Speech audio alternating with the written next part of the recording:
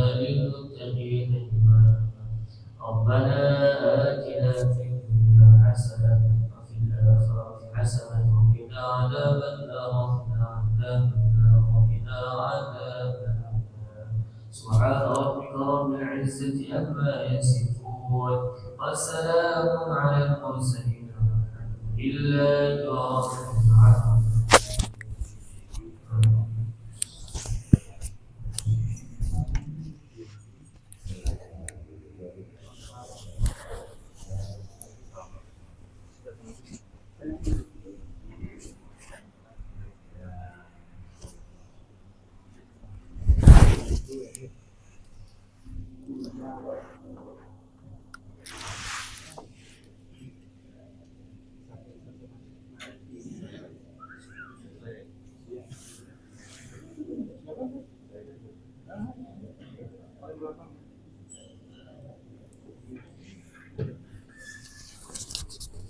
Kalau pakai kabel tetap dari ini gimana boleh? Oh, ini bisa. Oh, ini susah. Pasang agak kecil aja, pasang bagus depan aja. Ininya. Enggak apa-apa. Jalan sini panjang lah. Agak jauh biar kelihatan jamaahnya aja enggak apa-apa. Panjang enggak kelihatan aja.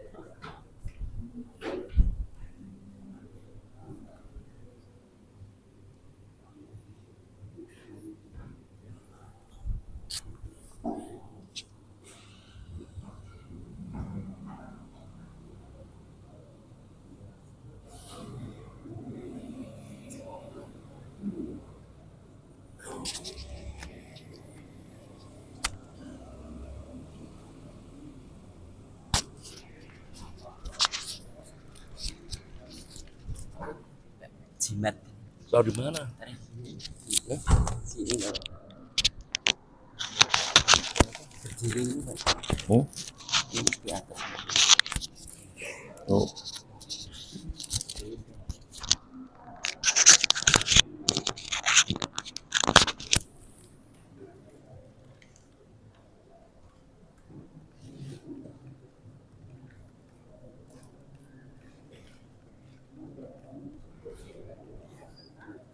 Alam.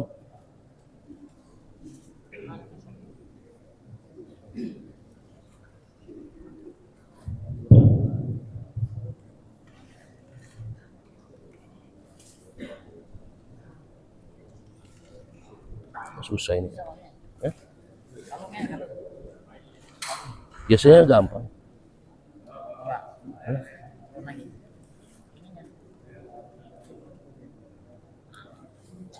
Nggak nyangkut.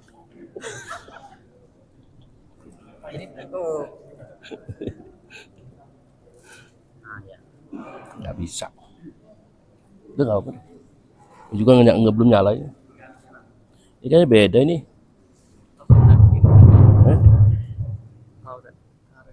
Oh, iya. Oh, beda lagi. Baru lagi. Oh. Ya. Kalau agak jauh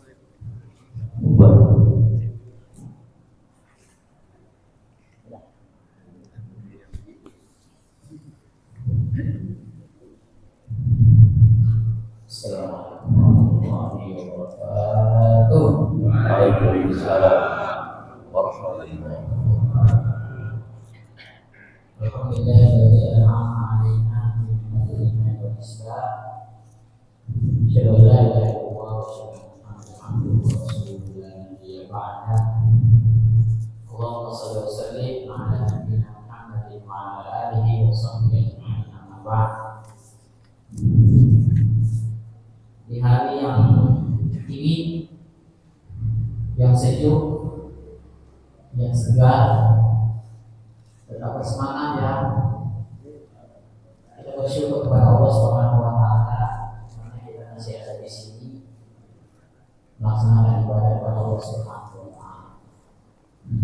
Dan kita sempurnakan rasa syukur kita kepada Allah Subhanahu wa taala dari ibadah yang kita lakukan dengan kita berlama-lama dalam majelis ini. Mudah-mudahan Allah Subhanahu wa taala senantiasa memberikan taufik hidayah kepada kita, sehingga Allah Subhanahu wa taala memberikan juga rahmat dan kasih sayang kepada kita, dan pada akhirnya Allah Subhanahu wa taala juga menjadikan kita orang yang senantiasa berbahagia di dunia dan akhirat. Hari ini insyaallah Ustaz Muhammad Rahim akan menyampaikan kajian fikih di subuh hari ini. Kita sama-sama menyimak, mendiskusikan, menanyakan yang perlu kita diskusikan, dan mudah-mudahan ini semuanya adalah masalah kemanfaatan dan keberkahan dalam kehidupan kita. Kita mulai dengan membaca surat Al-Fatihah. Ma'ala hadaniyah wal qudiniyah wal salihah wal fatihah. A'udzu billahi minasyaitonir rajim. Bismillahirrahmanirrahim. Ar-Rahmanir Rahim. Siratal ladzina an'amta 'alaihim ghairil maghdubi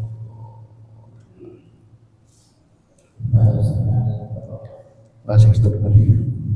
Bismillahirrahmanirrahim. Assalamualaikum warahmatullahi wabarakatuh.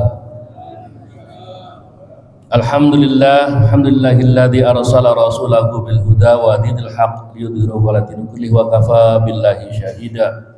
Asyhadu an la ilaha illallah wahdahu la syarika lah wa asyhadu anna sayyidina Muhammadan 'abduhu wa rasulun nabiyya ba'da. Allahumma shalli ala sayyidina Muhammadin wa ala alihi wa sahbihi ajma'in. Amma ba'du. Yang sama-sama saya hormati dan muliakan orang tua semuanya, para asatidz, para guru kita semua, bapak-bapak, ibu hadirin rahimakumullah. Alhamdulillah pada pagi hari ini kita bisa berjumpa kembali dalam kajian fikih yang pada pertemuan ini melanjutkan tentang kajian pada bulan yang lalu, itu mengangkat tentang perempuan-perempuan yang haram dinikahi untuk selamanya. Pada pertemuan ini kita mengangkat tentang perempuan-perempuan yang haram dinikahi untuk sementara. Kalau selamanya kan ya ada ibu ke atas, gitu kan. Kemudian lagi ada saudara, semuanya kan kita jelaskan semuanya. Nah, ini yang pertama adalah ketentuannya itu memadu dua orang perempuan yang bersaudara. Ya, kita lepaskan dulu tentang pikiran kita tentang ketentuan hukum negara yang berlaku di Indonesia dengan yang syariat Islam, ya. Nanti kan kalau di Indonesia kan kita tahu ada undang-undang perkawinan nomor 1 tahun 74 gitu. Kalau ini kan lain gitu ya. Jadi mungkin yang berlaku juga pada negara yang lain yang melaksanakan dengan syariat Islam. Yang pertama, memadu dua orang perempuan yang bersaudara. Diharamkan memadu dua orang perempuan yang bersaudara, yaitu bersaudara kandung atau antara seorang perempuan dengan bibi dari ayahnya, atau seorang perempuan dengan bibi dari ibunya, atau juga menikahi perempuan diharamkan memadu antara dua orang perempuan yang masih memiliki hubungan kekeluargaan.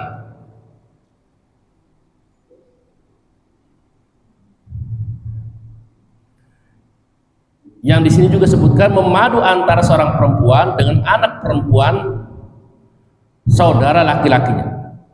Memadu antara seorang perempuan dengan anak perempuan. Jadi saudaranya sekalian itu nggak boleh. Walaupun masih kalau sendirian boleh, tapi kalau memadu berdua sekalian tidak boleh. Hal ini berdasarkan firman Allah Subhanahu wa taala.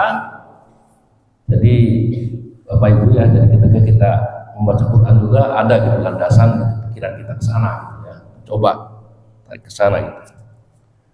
Wa tajma'u bainal ukhtaini illa ma qad salaf. Dan diharamkan padamu memadu antara dua perempuan bersaudara kecuali apa yang telah berlaku, telah lalu. dulunya terjadi. Mungkin sebelum Rasulullah diutus, tradisi pernikahan di Mekah bisa terjadi dulu. Jadi menikahi dua orang saudara, ya, dulu boleh gitu. Kemudian dalam hadis Rasulullah sallallahu alaihi wasallam, an-nabiyya sallallahu alaihi wasallam naha ayyujma'a bainal mar'ati wa ammatiha wa bainal mar'ati wa khalatiha. Sungguhnya Nabi sallallahu alaihi wasallam melarang memadu seorang perempuan dengan bibi dari ayahnya atau dengan bibi dari ibunya.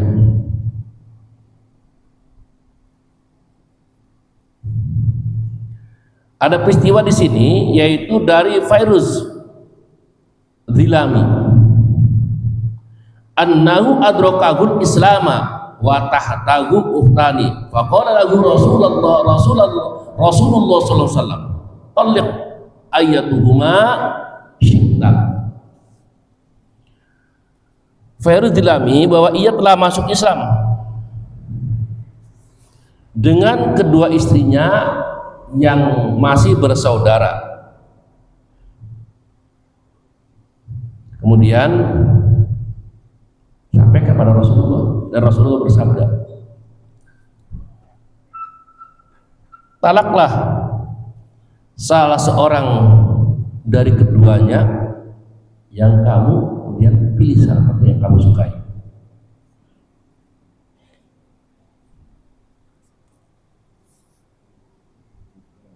Rasulullah SAW melarang memadu seorang perempuan dengan bibi dari ayahnya dan bibi dari ibunya.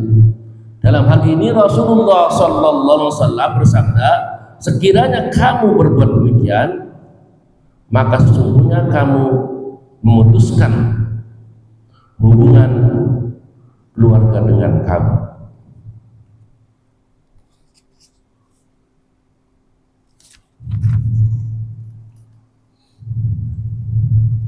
Para ulama sepakat bahwa seorang laki-laki yang mentalak perempuannya dengan talak raj'i. Talak raj'i itu adalah talak yang bisa kembali lagi. Jadi pembahasannya tentang talak Bapak Ibu ya. Jadi supaya agak ya. Iya. Ini juga kurang nyaman juga ini. Enggak tahu nih yang tim manunya nih. Ya, talak raj'i itu adalah yang apabila talak pertama itu adalah berarti kita bisa, atau juga orang yang telah melakukan talak itu bisa kembali lagi, kembali untuk rujuk.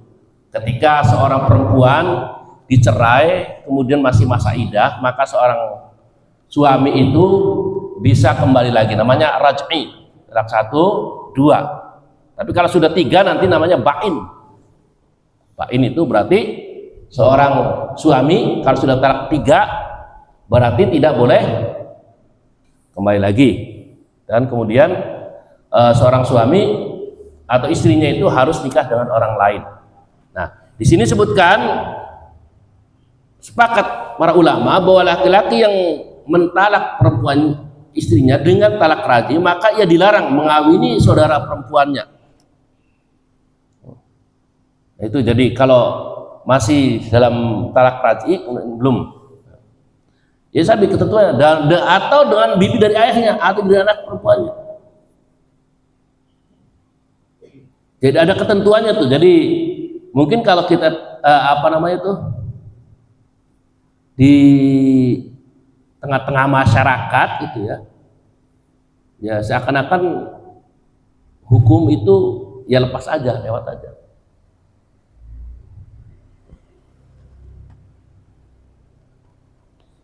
Ini saya pernah mendapatkan info dan ternyata kejadian Bapak Ibu, kejadian di daerah asal, pokoknya daerah tertentu lah ada. Jadi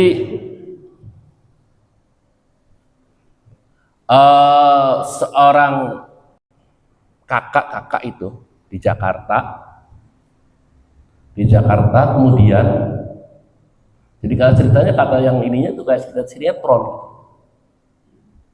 Kakaknya itu kerja di Jakarta, punya suami, punya anak dua. Kakaknya membawa adiknya suruh kerja Jakarta. Kerja Jakarta, yang pada akhirnya itu adiknya perempuan ini mendapatkan kerja, tapi akhirnya kerjanya itu ada masalah dengan perusahaannya, akhirnya tinggal di rumah kakaknya. Nah ini, ya mungkin ini pun menjadi pembelajaran juga bagi kita orang tua dan keluarga, dan itu masalah ya.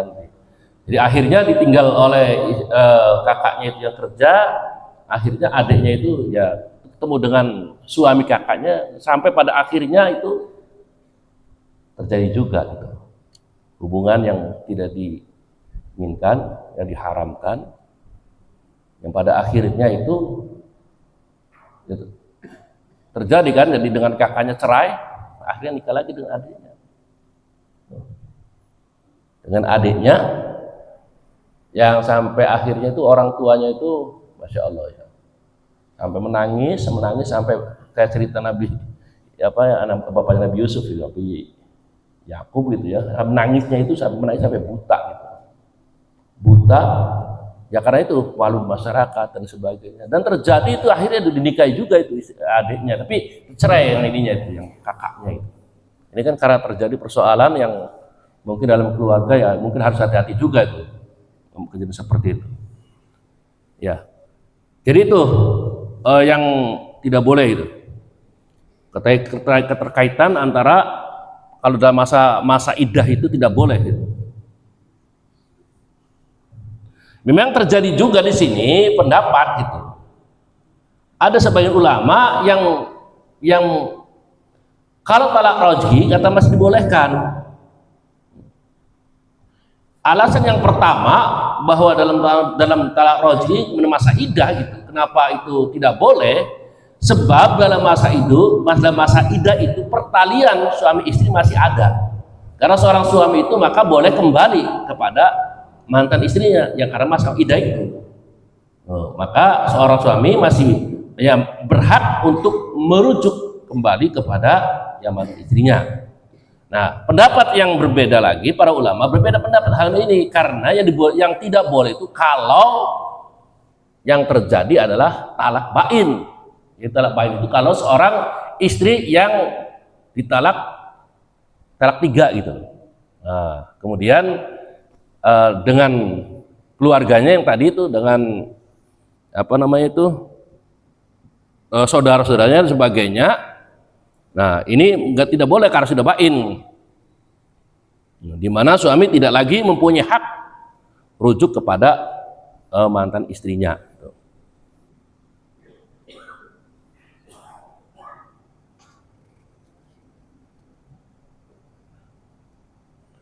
Nah, ya makanya beberapa ulama seperti Ali bin Abi Thalib, Zaid bin Thabit, Mujahid, Sufyan As-Tsauri, golongan Hanafi, Imam Hamid dan sebagainya baru diperbolehkan kalau perempuan tersebut hingga masa iddahnya habis. Kemudian yang berikutnya, yang itu kedua dan ketiga adalah istri orang lain. Istri orang lain nggak boleh gitu ya. Dan bekas istri orang lain yang sedang masa iddah itu hati-hati nih. Nih terjadi soalnya. Saya waktu kemarin, ya waktu bulan-bulan lalu kan saya pulang ke rumah Cirebon gitu.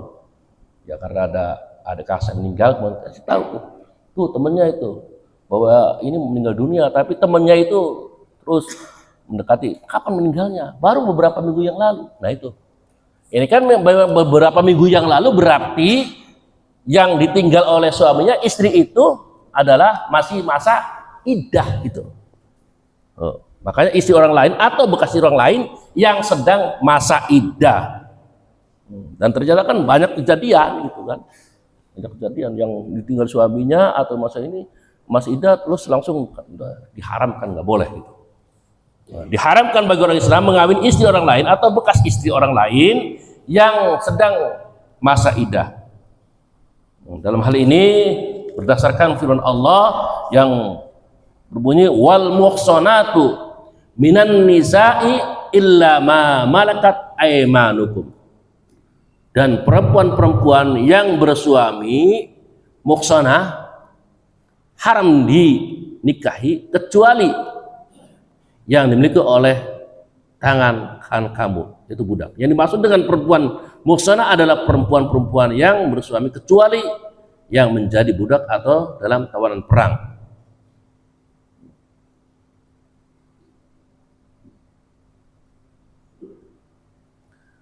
Kemudian yang berikutnya adalah, yang keempatnya adalah perempuan yang ditalak 3.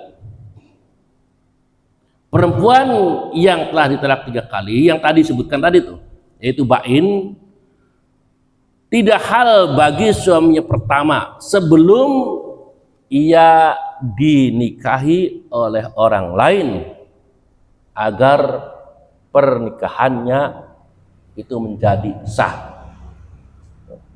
Ya memang yang pernah terjadi gitu ya, terjadi di masyarakat itu kan ketika mantan ya suami atau istri gitu ya.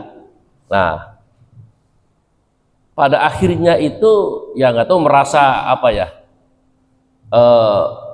masih ada itu rasa cinta pada mantan istrinya, suami dan sebagainya itu, sehingga ketika sudah talak 3 gitu loh, pengen kembali lagi. Dan saya sedang nemu ya begitu gitu.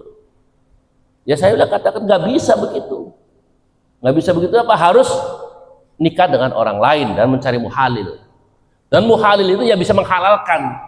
Dan dalam ketentuannya di dalam hukum Islam bahwa muhalil itu tidak boleh dalam tanda petik ya direkayasa gitu, direkayasa. Ya mungkin ketika dalam kehidupan berumah tangga tidak sadar gitu, tidak sadar ya mungkin suaminya juga sering mengungkapkan kalimat-kalimat ya saya cerai kamu, talak kamu gitu, atau juga mungkin udah kamu pulang kepada ibumu gitu kan, atau saya antarkan kepada kakakmu gitu. Nah ini kan kalimat-kalimat ini kan sudah menunjukkan pada kalimat untuk talak gitu, untuk cerai. Ataupun juga yang sering terjadi juga dalam kondisi pertengkaran rumah tangga sering gitu. Kemudian istri itu apa ya? Mungkin terjadi sesuatu yang apa ya? Ya tadi pertikaian, istrinya ngomong udah ceraikan saya aja gitu kan. Dan itu saya sering mendengar gitu, apa namanya itu mendapatkan mereka itu konsultasi dan sebagainya gitu loh. Sering. Dan pernah itu ya karena nggak jauh ya saya mendapatkan tamu suami istri itu, bahkan dia punya anak 1 lagi hamil lagi gitu. Jadi pada orang Bintaro, di Bintaro dia ngaku dua-duanya itu selama 3 bulan Bapak Ibu di rumah, dan kalau kerja itu naik berkendaraan 1 mobil. Pengakuan itu selama 3 bulan itu suami istri tidak ngomong. Masya Allah gitu. Gimana ya kalau nggak ngomong suami istri gitu. 3 bulan dua-duanya. Ya, yang pertama suaminya ya prasangka kepada istrinya, istrinya pun prasangka kepada suaminya. Dan pada akhirnya apa? Dia pun merasakan bahwa istrinya telah pernah mengucapkan kalimat ya tarik talak 2 kali. Saya bilang 1 kali Bapak Ibu ini sudah tidak boleh lagi. Saya tanya Bapak Ibunya itu, Bapak mau menceraikan istri, bahkan lagi hamil, kemudian nanti harus dinikahi orang lain lagi, Bapak nggak boleh? Lupa gimana ya? Ya itu hukum. Masih cinta, masih gitu. Nah itu istilah cantik saya bilang gitu kan, harus nikahi orang lain dan Bapak nggak boleh lagi.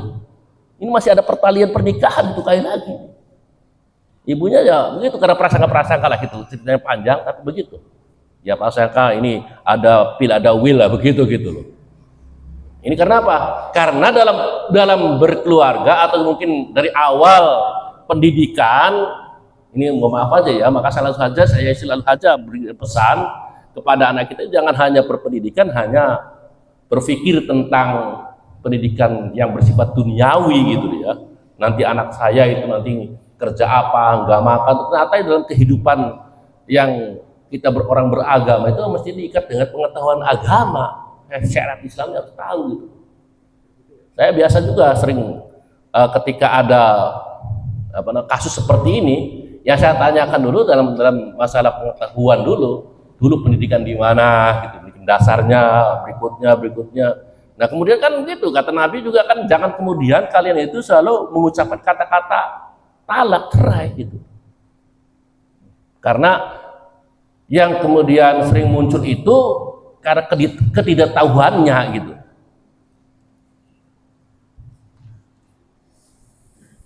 Ya, kemudian yang kelimanya adalah kawinnya, menikahnya orang yang sedang melaksanakan ihram. Ihram itu yang ya baik itu ihram itu dalam kondisi ihram tawaf, haji atau umroh. Orang yang sedang ihram baik laki-laki maupun perempuan, maka haram nikahnya itu. Baik dilakukan oleh sendiri atau diwakilkan dan dikuasakan kepada orang lain, maka nikahnya itu batal dan segala akibat hukumnya tidak berlaku ketika di sana itu. Karena hari ini berdasar hadis Rasulullah sallallahu alaihi wasallam, dari Utsman bin Affan, anna Rasulullah sallallahu alaihi wasallam qala la yankihul muhrimu wala yunkihu wala yahtubu. Orang yang ihram tidak boleh nikah, mengawinkan, dan tidak boleh pula meminang. Saya agak nggak tahu, mudah-mudahan sih tidak terjadi ya, ketika sempat menjadi tren gitu, berangkat umroh kemudian sana nikah gitu. Ya mudah-mudahan tidak terjadi pada waktu ihram gitu loh, begitu ya.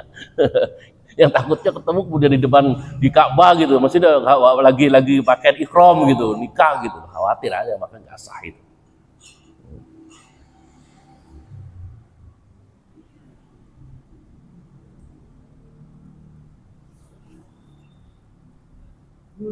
Bahkan di dalam hadis tersebut disebutkan itu bukan hanya wala yunkihu wala yahtubu, dan tidak boleh meminang.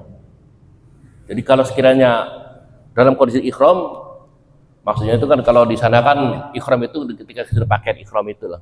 Kalau ihram itu sudah bebas ketika seorang itu ditutup dengan tahallul, ya, memotong rambut itu.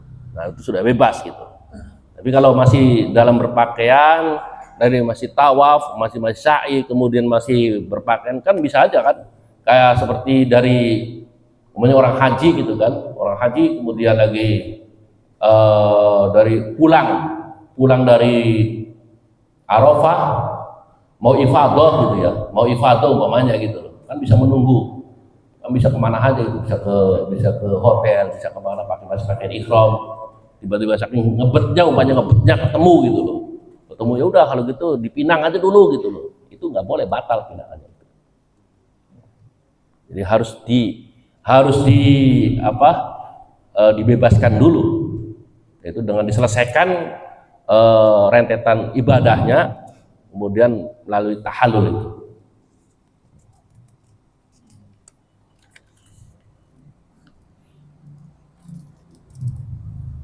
Kemudian yang terakhir di sini adalah perempuan yang sementara haramkannya itu untuk nikahnya itu dengan budak. Ya kan, mungkin ada gitu seorang, ya sekarang udah nggak ada budak ya, tapi ini sebagai pengetahuan aja gitu, bahwa padahal seorang itu mampu nikah dengan orang yang merdeka. Para ulama berpendapat bahwa budak laki-laki boleh kawin dengan budak perempuan, dan perempuan merdeka boleh dinikahi oleh budak laki-laki asalkan dia dan walinya rela. Mereka juga sependapat bahwa majikan atau bahasa tuan putri tidak boleh kawin dengan budak laki-lakinya. Dan jika budak laki-laki itu milik suaminya, maka kawinnya harus dibatalkan. Ya memang sudah nggak ada perbudakan, makanya kan Islam itu yang pertama-tama ya, memang dulu ya sebelum zaman Islam atau mungkin zaman jahiliyah itu ya, terjadi perbudakan, dan ternyata ketika Islam itu sudah disebarluaskan pada abad pertengahan itu kan di Eropa masih terjadi perbudakan. Makanya Islam itu sangat kali membebaskan manusia dari perbudakan. Di antara cirinya apa? Ciri syarat Islam itu ketika beberapa kewajiban yang harus dilakukan oleh umat Islam tapi kemudian dilanggar, maka yang pertama itu harus membebaskan budak. Ini menunjukkan bahwa Islam itu tidak menghendaki adanya perbudakan. Tapi pada kenyataannya perbudakan tidak ada dalam kehidupan sehari-hari. Banyak orang-orang yang menerapkan perilaku perbudakan. Naudzubillah min dzalik, itu yang nggak boleh itu.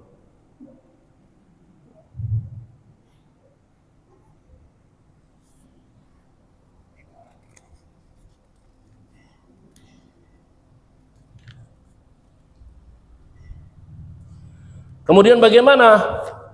Ada berikutnya, masih ada nih ya. Menikah dengan perempuan yang berzina tidak dihalalkan. Menikah dengan perempuan yang berzina. Begitu pula bagi perempuan tidak halal kawin dengan laki-laki yang zina, kecuali sesudah mereka itu taubat.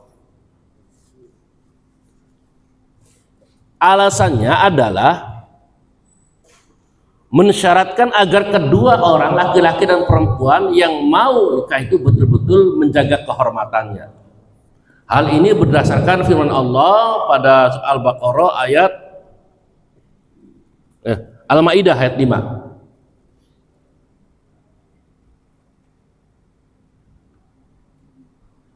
Pada hari ini dihalalkan bagi kamu barang-barang yang baik, makanan ahlul kitab, hal bagi kamu dan makananmu, dan pun hal bagi mereka perempuan mukmin yang merdeka dan perempuan ahlul kitab sebelum kamu yang merdeka, hal bagi kamu untuk dinikahi setelah kamu berikan kepada mereka mas kawinnya, bukan sebagai pelacur atau gundik. Ini beberapa alasannya. Ini kan ketentuan dalam hal ini syariat Islam seperti itu. Begitupun dikatakan az-zani la yankihu illa zaniatan aw musyrikatan wa zaniatu la yankihuha illa zani aw musyrikun wa hurrima dzalika 'alal mu'minin. Laki-laki zina tidak patut nikah kecuali dengan perempuan zina atau musyrik. Dan perempuan zina tidak patut dinikahi kecuali oleh laki-laki zina atau musyrik. Sedang perbuatan tersebut haram bagi orang-orang yang mukmin. Ya, beberapa ada Al-Quran dan hadis. Ada hal saya menukil dari siapa ya, Buya, siapa yang Cirebon itu? Dan siapa ya? Buya Yahya.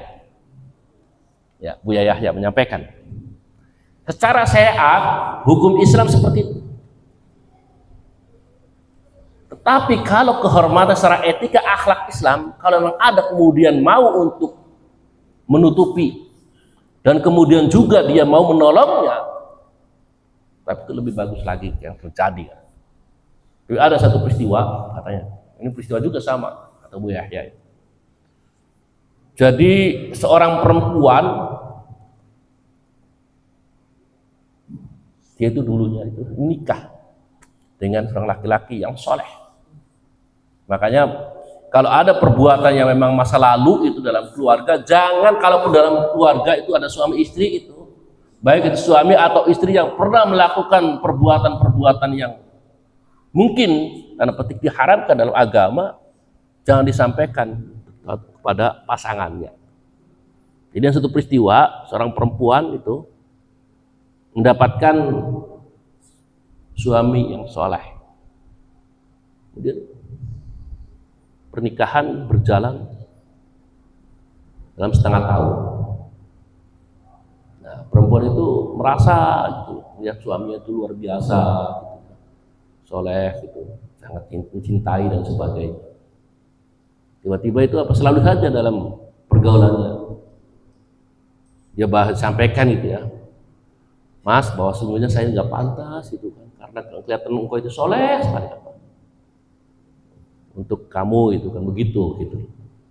Saya pada akhirnya berkali-kali sampai apa sih gitu yang menjadikan kamu itu selalu ngomong kepada aku tidak pantas gitu menjadi suami saya, apa menjadi istri saya dan sebagainya, bahasanya pada sebagai suaminya gitu. Ada cerita, ya Mas, dulu tuh saya kan ketika masa SMA pernah dekat dengan seorang laki-laki sampai pada akhirnya itu melakukan hubungan yang terlarang. Nah itu. Nah, jadi akhirnya apa? Tadinya kan suami tidak tahu karena melihat istrinya itu istri yang soleh gitu. Ya pergaulan kehidupannya begitu. Cuma karena ucapan itu akhirnya apa? Kata suami apa? Ya sudah kalau gitu, kamu itu di mata saya gitu. Awalnya begini tadi sebagai perempuan yang soleh apa. Tapi karena perbuatannya gitu, dia dipeluklah kok. Istrinya itu tapi apa? Pada saat ini aku ceraikan kamu. Nah itu. Jadi kalau makanya disarankan ya kalau dalam hal ini seorang dalam hubungan suami istri gitu ya, kalau sudah dalam keluarga ada perbuatan-perbuatan masa lalu yang sudah ya mungkin ya yang sudah dilakukan ya jangan kemudian diungkapkan pada pasangan masing-masing.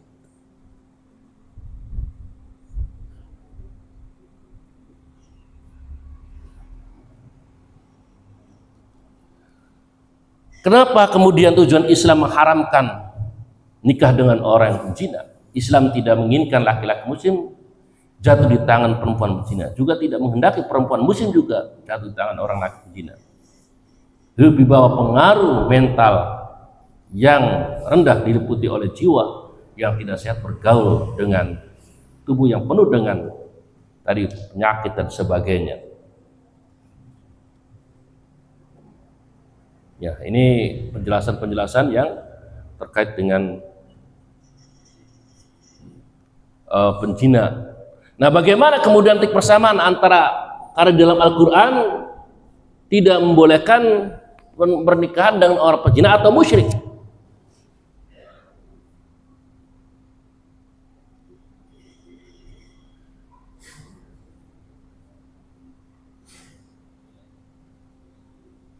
Karena di dalam surat Al-Baqarah ayat 221 yang berbunyi wala tunkihul musyrikati hatta yu'minna wala amatun mu'minatun khairum min musyrikatin aw walau a'jabatkum wala tunkihul musyrikina hatta yu'minna wal 'abdu mu'minun khairum min musyrikin walau a'jabakum.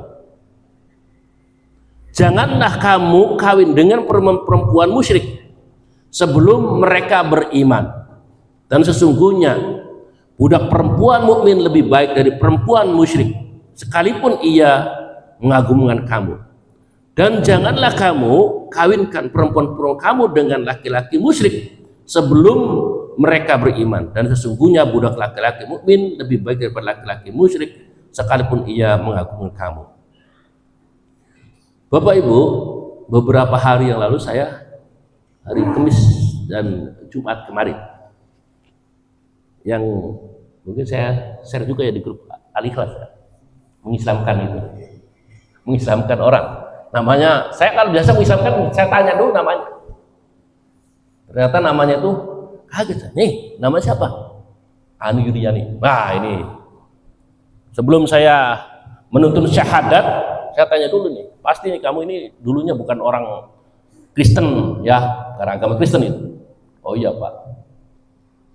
Memang saya di grup Al-Ikhlas saya nggak sebutkan itu dari mana. Dari mana coba? Dari Cirebon. Masya Allah. Dari kampung saya Cirebon. Dari Celancang, Gunung Jati. Saya ngomel itu, ada bibinya itu. Jangan malu saya bilang itu kan. Ini dari Cirebon, Kota Wali, Gunung Jati itu. Masa masuk Kristen? Apa masalahnya? Kalau saya suka marah kalau ada orang yang tadinya itu ya Islam karena dari nama, biasanya dari nama gitu. Kelihatan itu. Apa masalahnya? Oh, saya akhirnya tuh makan tuh cinta gitu kan. Oh, makanya Al-Qur'an itu kalimatnya apa? Di sana itu kalimatnya itu litas kunu mawaddah, sakinah, mawaddah warahmah. Bukan masalah bukan cinta, karena cinta itu nanti itu akan hilang. Tapi ada rasa kepedulian, rasa menyayangi, rasa melindungi seperti itu. Ini apa ini? Ya biasa Pak, kata begini. Ya. Ditinggal apa? Ditinggalkan berapa anak? 3 anak. Cerai. Nih kalau saya sudah mensyahadatkan, apakah nanti kamu ketemu lagi, balik lagi? Ya enggak lah, ya biasa gitu. Enggak gitu. Tapi bukan apa gitu. Saya malu, saya bilang itu kan sama-sama di Cirebon ini. Sampai akhirnya saya keluar suku bahasa Cirebon itu. Bahasa Cirebon semua itu kan. Ya apa gini-gini gitu loh. Nah ini satu kasus ya. Satu kasus dia itu jadi itulah pergaulan. Keluarga berapa? 7 orang. Yang masuk Kristen berapa? Saya sendiri. Masuk Islam lagi.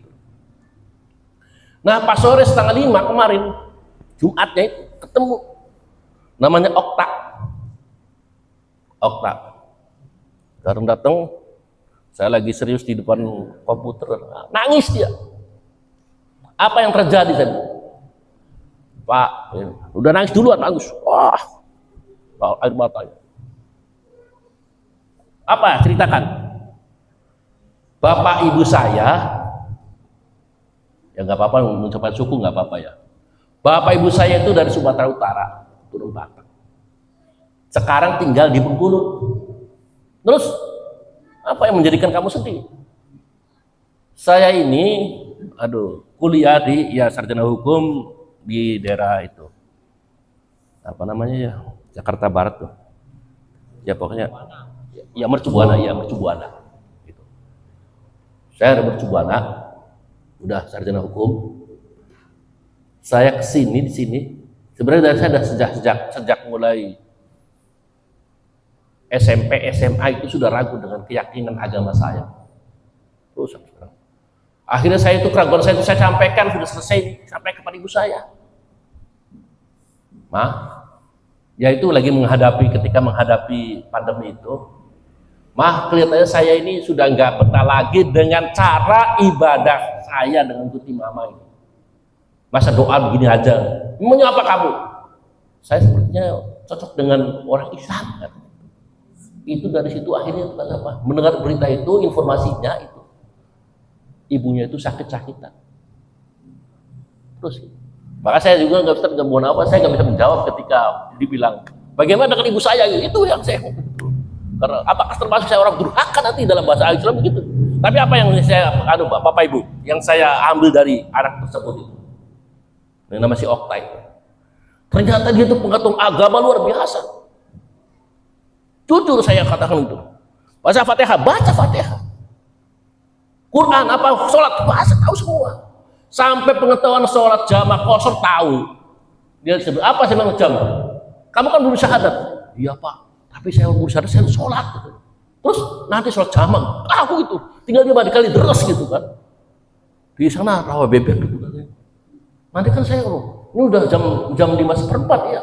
Terus gimana gitu? Apa jamaah qashar, apa jamaah biasa? Nah kan ada ketentuannya saya berikan. Kok paham gitu? Coba luar biasa coba tuh.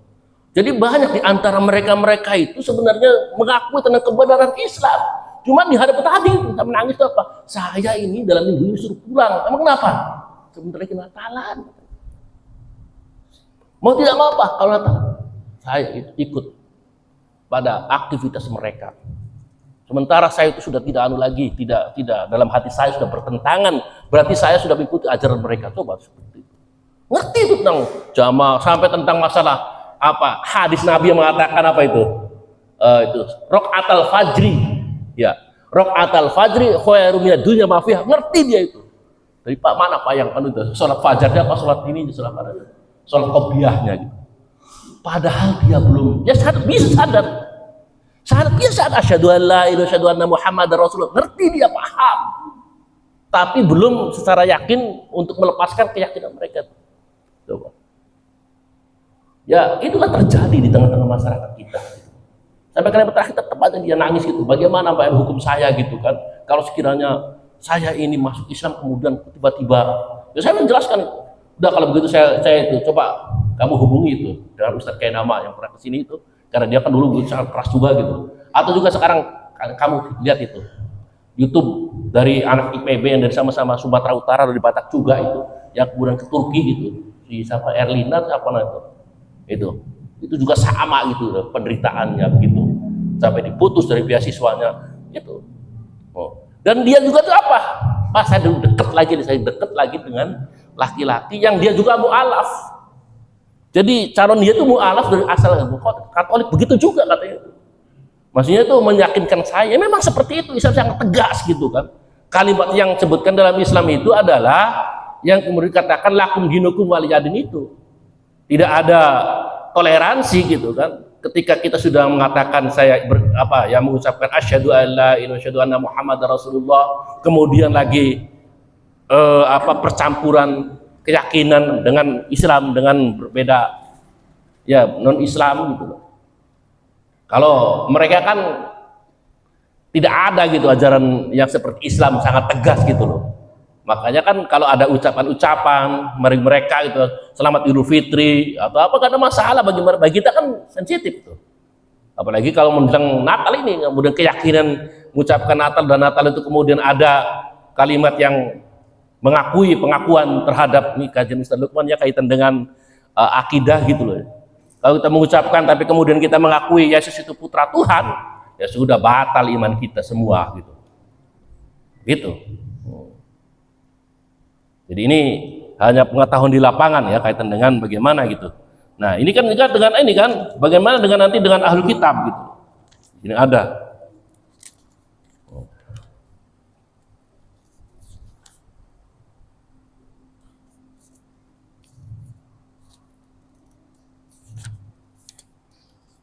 Ya, orang musyrik tadi sudah disebutkan. Tadi musyrik itu ya berarti orang tidak beriman. Kemudian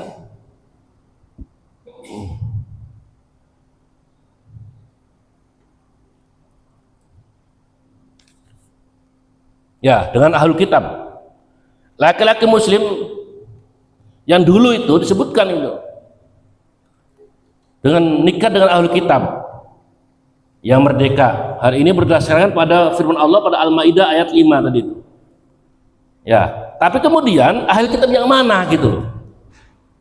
Kan dalam surah Al-Bayyinah disebutkan kan lam yakunil ladzina kafaru min ahli kitab wal musyrikina mufakkina hatta ta'tiyahumul bayyinah. Orang-orang kafir Alkitab dan orang-orang musyrik sebelumnya tidaklah terpecah sehingga mereka datang kepada mereka bukti yang benar tentang kebangkitan Nabi Rasulullah Muhammad sallallahu alaihi wasallam. Yang disebutkan ahli kitab di situ adalah yang mereka pada waktu zaman ketika Rasulullah SAW datang itu adalah mereka yang mengakui tentang kitab-kitab atau juga turunnya kitab Taurat dan Injil yang asli. Tapi kalau sudah mereka itu sudah bercampur aduk dengan karya-karya manusia, tidak boleh lagi. Pada waktu zaman ketika masuk Rasulullah menyampaikan risalah, kemudian ketemu dengan mereka golongan ahli kitab. Bolehkan, tapi kemudian sekarang sudah nggak boleh lagi. Makanya kalau sekiranya ada gitu, ternyata pada kenyataannya yang terjadi pernikahan yang pernah dilakukan umpamanya di Bali gitu ya, di Bali ada katanya pendeta itu kan yang mereka membolehkan antara beda agama. Ternyata pendeta itu pendeta nakal. Pada kenyataannya mereka juga itu tidak boleh dengan mereka, apalagi kita orang Islam gitu ya.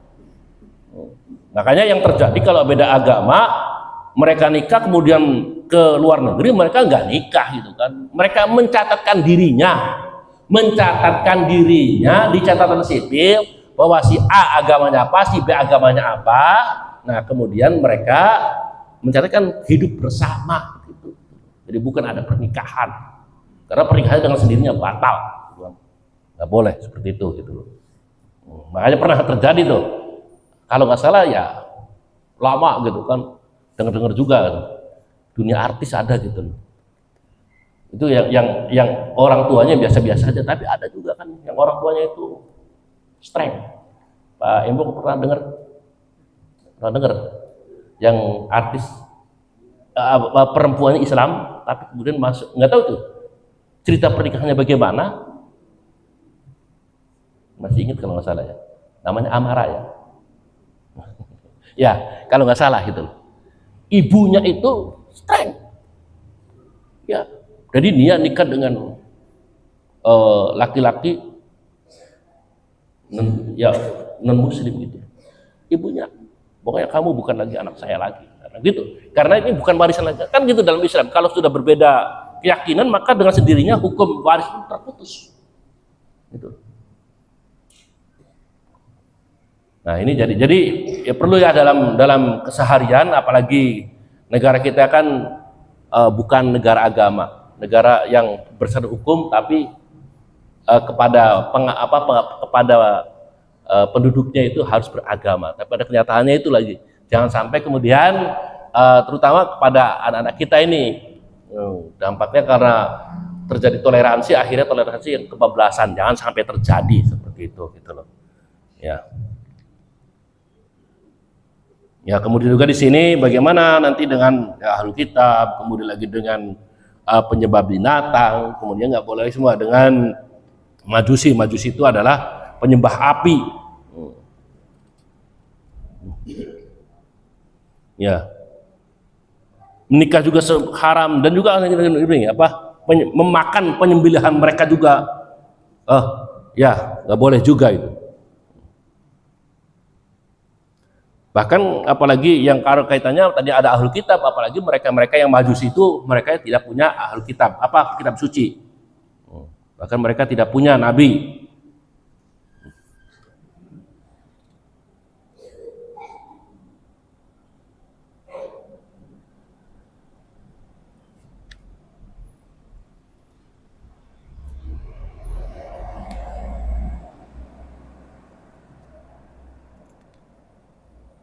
Sedikit lagi ini kaitan dari karena nanti terkait dengan masalah perempuan yang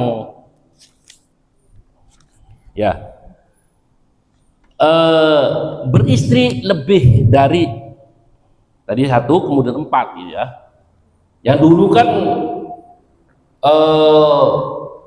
sebelum Nabi mendapatkan wankihu ma tabalakum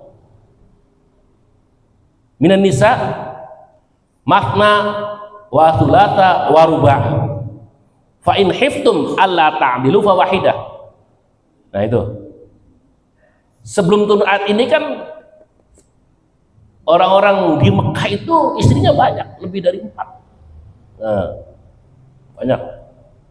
Nah, kemudian setelah turun ayat ini maka diperbolehkannya cukup 4 gitu kan gitu. Tapi kalau disebutkan wa in khiftum alla ta'dilu, jika kamu khawatir tidak berbuat adil, fawahidah, maka cukup 1 saja. Maksudnya 1 aja tidak habis gitu, katanya kan begitu. Ya. Nah, itu. Nah. Terus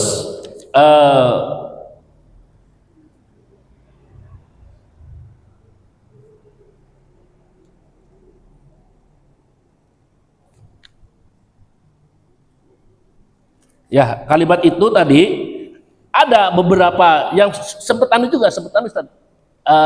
bukan pemahaman, penafsiran kaitan dengan makna wa thulatha wa ruba' itu ternyata bukan hanya penafsiran itu yang sekarang ada ngomong itu kan 22 berarti 2 itu. Berarti berapa itu?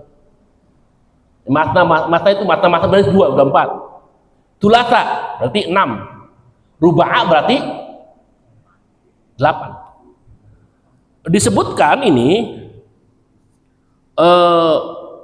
ada kalimat itu ada wabunya itu, penghubung.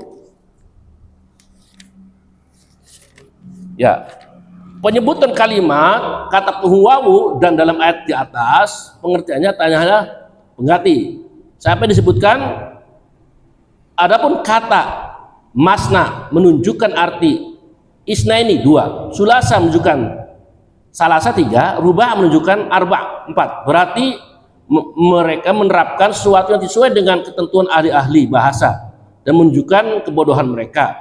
Karena ada kelompok tertentu itu ya tadi mengatakan bahwa dua itu berarti masna itu berarti 2 4. Sulasa mata wa sulasa wa rubah, jadi diperbolehkan mereka itu di istrinya berapa itu. Sampai rubah itu jadi boleh 8 gitu loh. Nah, ini ada kelompok tertentu yang menjadikan penafsiran terkait dengan ayat Al-Qur'an tersebut. Ya, tapi ya yang lebih ininya kan kalau tadi tuh kalau sekiranya tidak khawatir tidak adil, maka cukup satu saja gitu.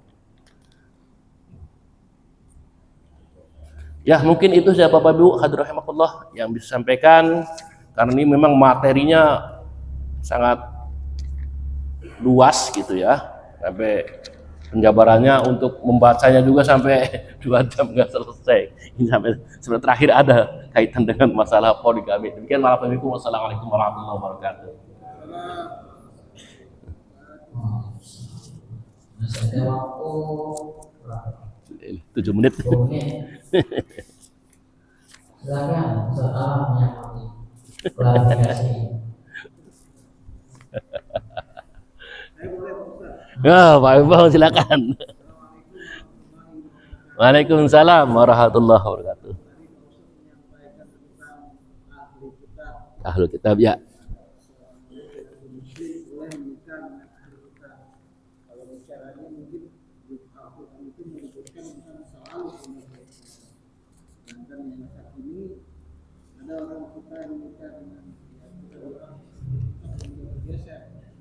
maknanya dan artinya secara realitas di sekarang ini. Sementara negara kita bukan negara Islam, dan sekarang mungkin ada aturan tentang pernikahan yang mungkin bisa atau sudah dijalankan dengan bisa agama. Sekarang bagaimana jika seorang muslim laki-laki menikah dengan perempuan tersebut? Terima kasih. Ya.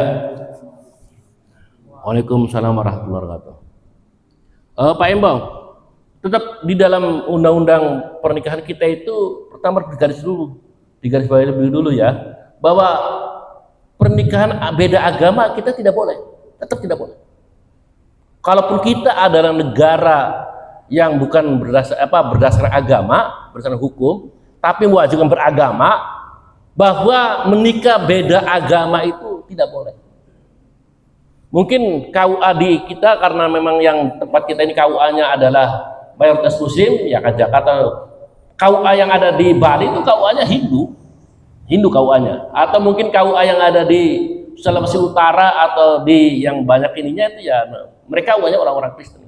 Tapi tetap menetapkan bahwa di dalam negara Republik Indonesia itu menikah beda agama itu tidak boleh. Itu loh.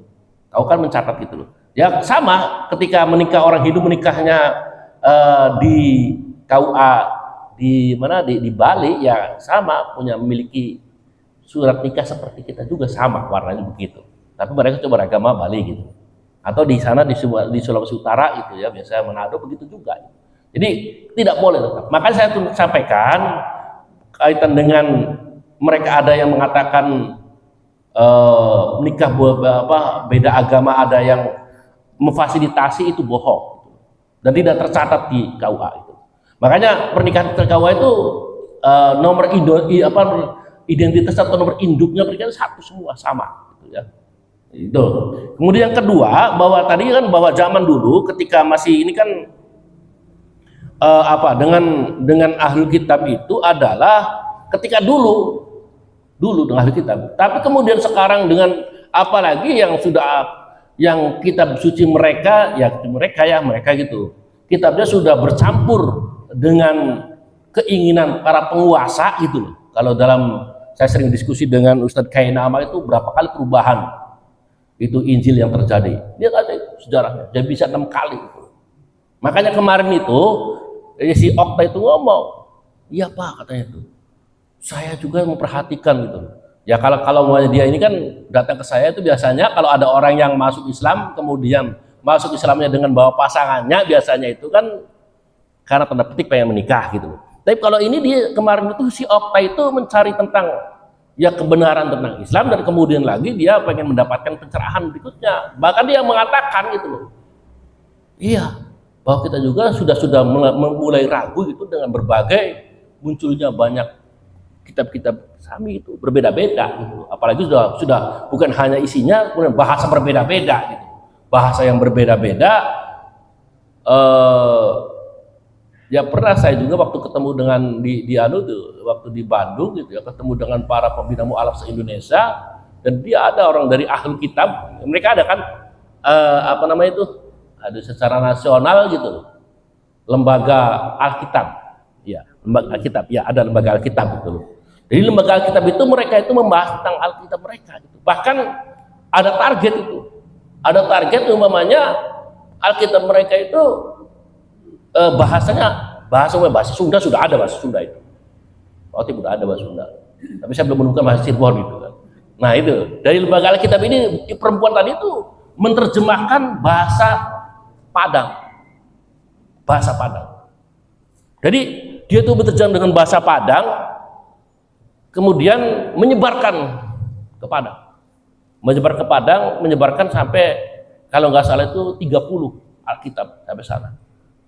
Nah, ke sana, sampai di sana itu kemudian ternyata dia ini dapat hidayah masuk Islam. Akhirnya dia tuh bersumpah mencari lagi Alkitab yang pernah disebarkan ke sana. Nah, sampai ketemu tuh katanya 4 lagi yang nggak ketemu gitu. Cuma 26 dari 26 yang ketemu. Akhirnya dia itu minta bantuan kepada tokoh pengasuh pesantren. Datangnya ke pengasuh pesantren.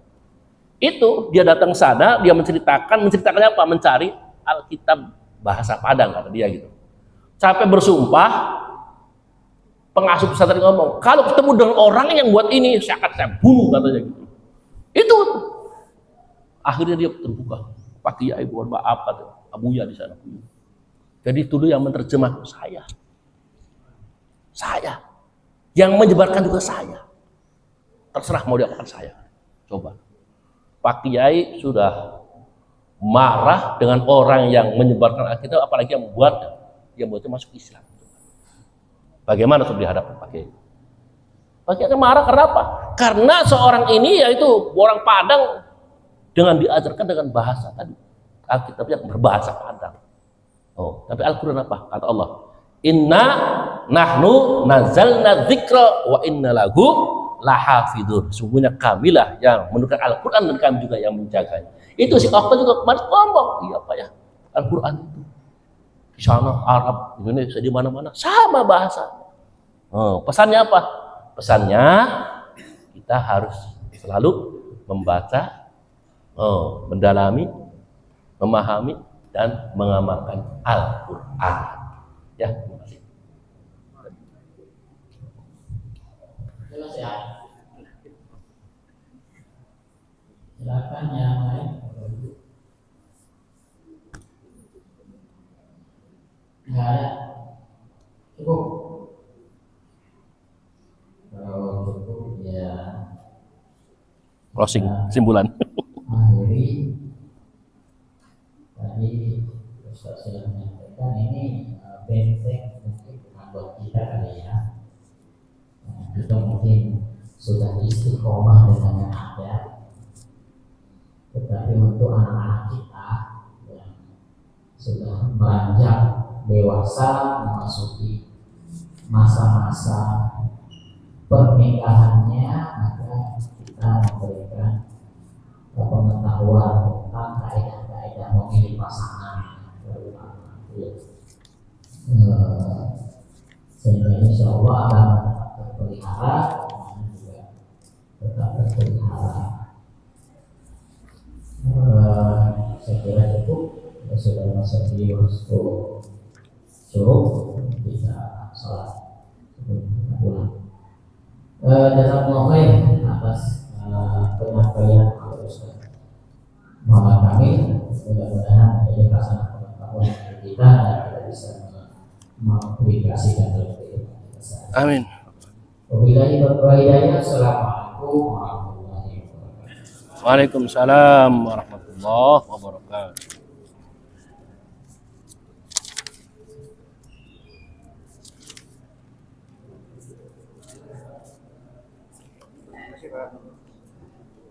Pencerahannya. Amin. Mana ini? Masih nempel. Ya, ini kayaknya baru ya. Apa? Yang baru. Ya, baru Tapi malah nggak nyaman. Iya. Kenapa dulu itu? Hah?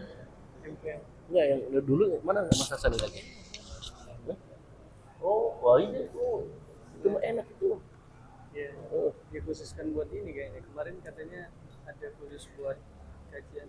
kemarin malah ini nggak nyambut ya.